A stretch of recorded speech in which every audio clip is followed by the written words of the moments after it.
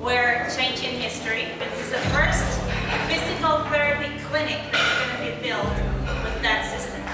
I love it here in Guatemala. The people are just amazing. We got to meet with the mayor, and he is just a really inspiring man. The people that are governing Villa Nueva right now are really fantastic. We're all on the bus.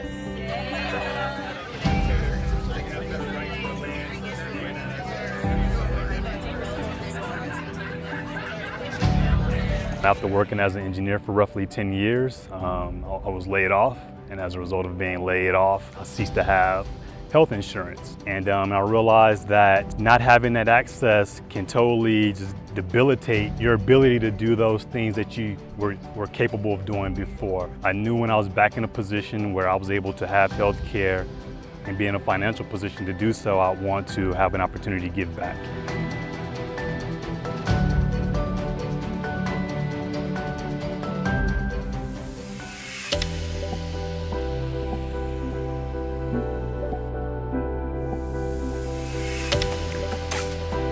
One of the things that's been great about this trip is initially we focused more on cultural immersion. We played soccer with a group of what we thought were going to be kids, but local gentlemen, and they were very nice to us as they were very good at soccer and we were okay.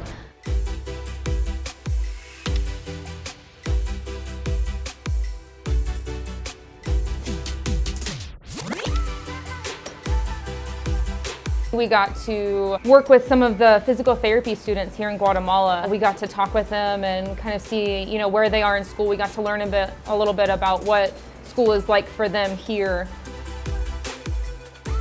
Each of us clinicians kind of took maybe 20 to 30 minutes to either talk about a technique or just kind of general principle, and then we would walk around and let the students practice.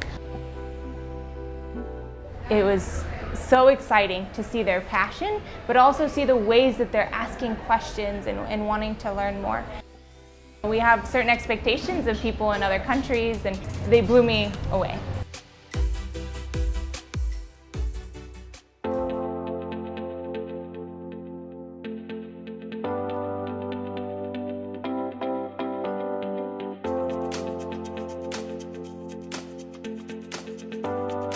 We came to the location and started building, and we built 3 buildings essentially in one day, which was amazing. We had a lot of help. It was a big group of us and then a big group of local people and also students, PT students, that came alongside and helped us with all of the construction and painting.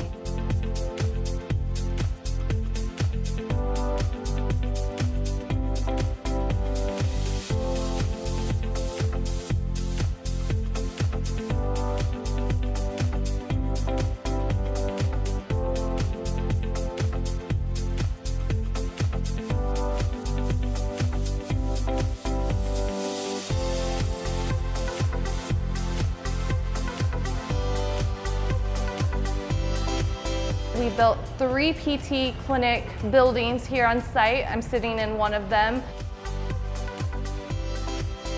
Just walking around, you want to get to know the local community.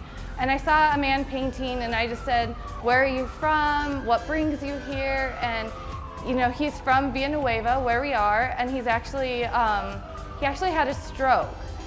He couldn't open his hand, and that's why he was painting with his other hand. And so I told him, "Well, I'm here, let's do a PT session right now." He was able to not only open his hand, he painted with that paintbrush for 2 hours. It was incredible, and you could see over the 2 hours of him painting just how much his movement improved and his range of motion improved.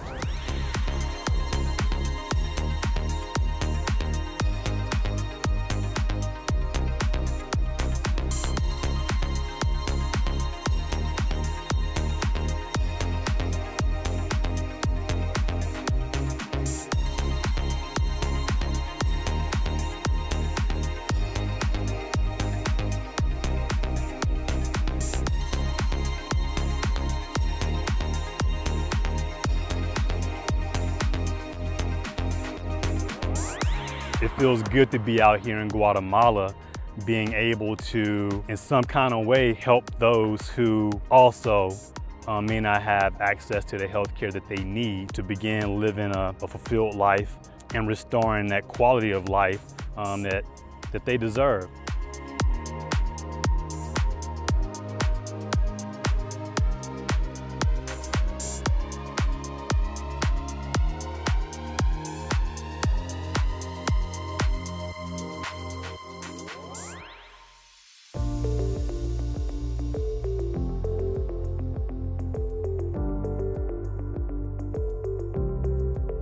I've always believed that you can't serve what you don't know thoroughly.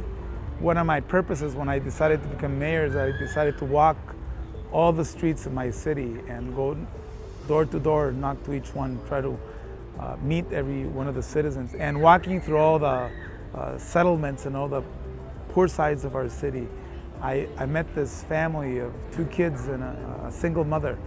And the boy was 14 years old, he had muscular atrophy. This mother would carry the 14-year-old boy on her back and have her other son help out with a wheelchair down the hills of this settlement area into an urbanized area where they could go to school.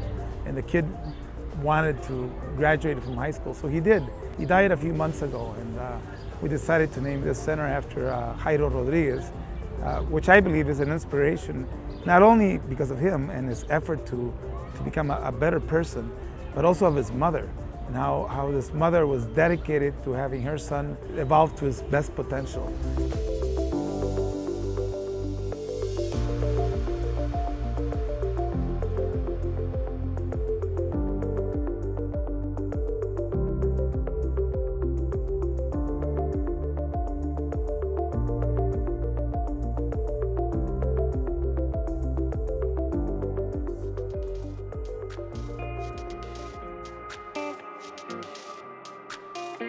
I think the thing that has impacted me personally the most on this trip was meeting a girl yesterday,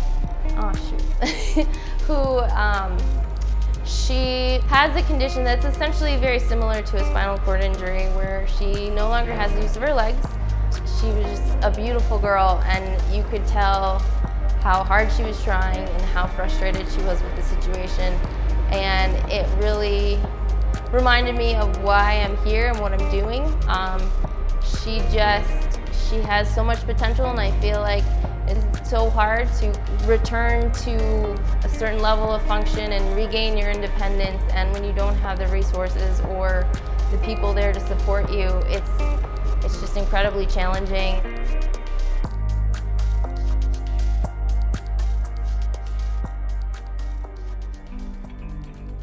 It's one thing to think about somebody in a third world country and you think, oh, I feel so bad for them, but these aren't poor people, they just have different resources than we do, and it's really amazing to be able to compare yourself to these people, even though you're from completely different parts of the world.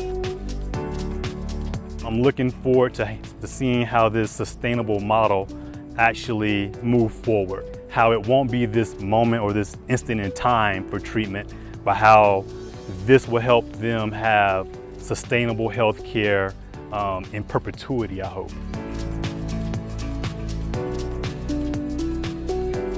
There's language barriers, there's cultural barriers, but I mean, we just crossed all those barriers and came together, to help each other and to help the community, and it was just an awesome experience.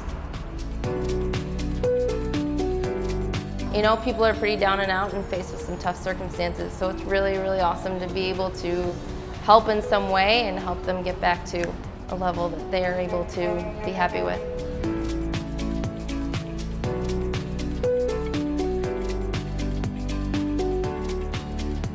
Today, we made history. Today, we constructed something together that will help bridge the gap between the disparities in Guatemala. But it's not the building or the clinic walls that bridges the gap, but the teamwork, the collaboration, the commitment to betterment, the community and the love that is culminated in a sustainable partnership. That is one of the many things that today represents. Tomorrow, we live into that vision, treating, teaching, witnessing how this clinic will begin to change lives in the community, but also how it will change each and every one of us. We made history today, but today is just the beginning.